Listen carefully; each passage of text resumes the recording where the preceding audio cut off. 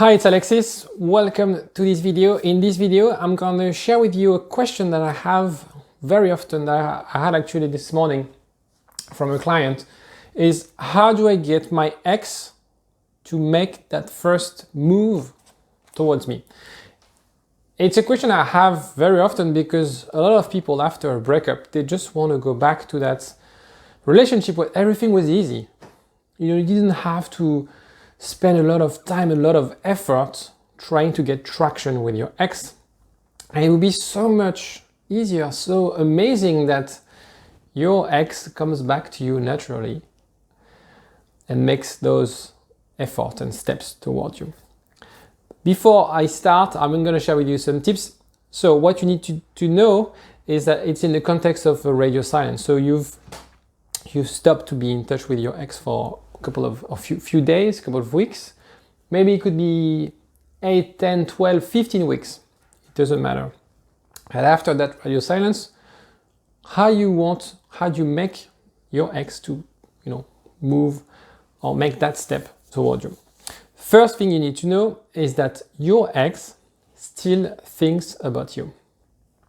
So it's not because you don't talk about your ex every day. It's not because you've set this radio silence, you've established this radio silence that she or he doesn't think about you.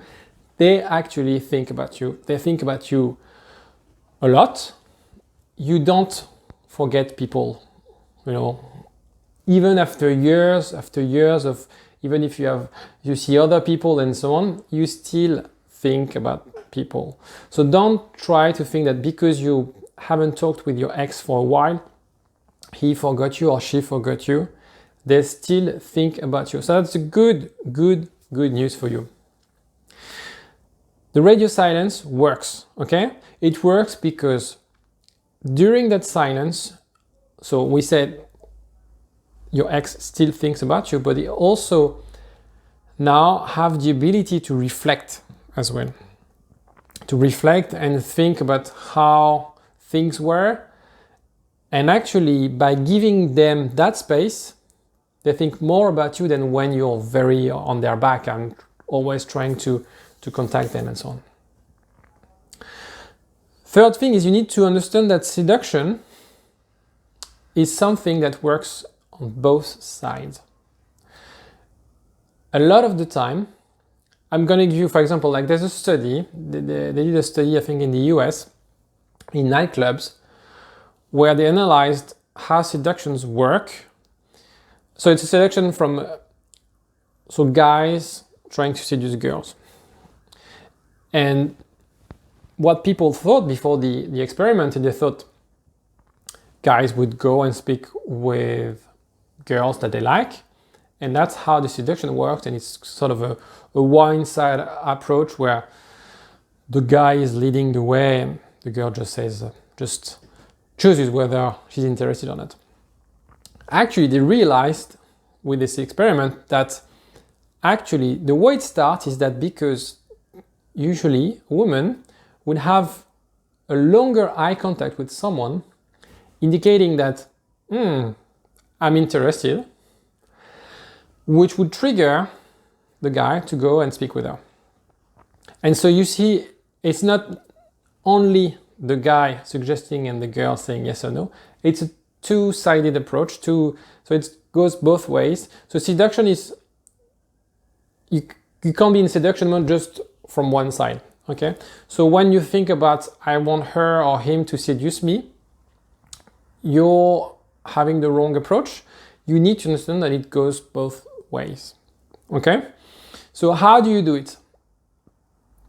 How do you do it is the signal. So you need to send a signal to your ex for her, same to the eye contact that the girl did in the nightclub, a signal to get your ex to get back and be interested in you.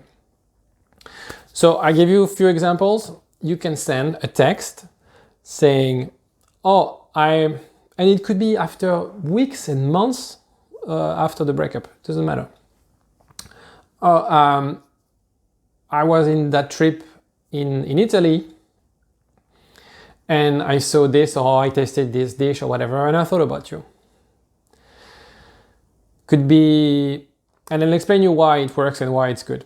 It could be, oh, I had a dinner with a girl the other day, and it's funny what we discussed because it reminded me of you.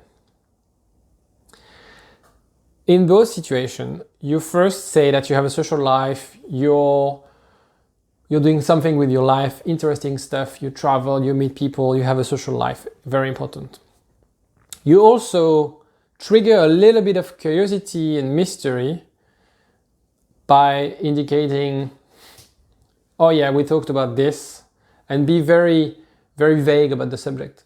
You also, in the SMS or on the dinner, you also touch on a little bit of jealousy, because if you're a guy dating a girl and your ex is a girl, and you say, I had a dinner with a girl and we discuss about this and that, you trigger a little bit of jealousy.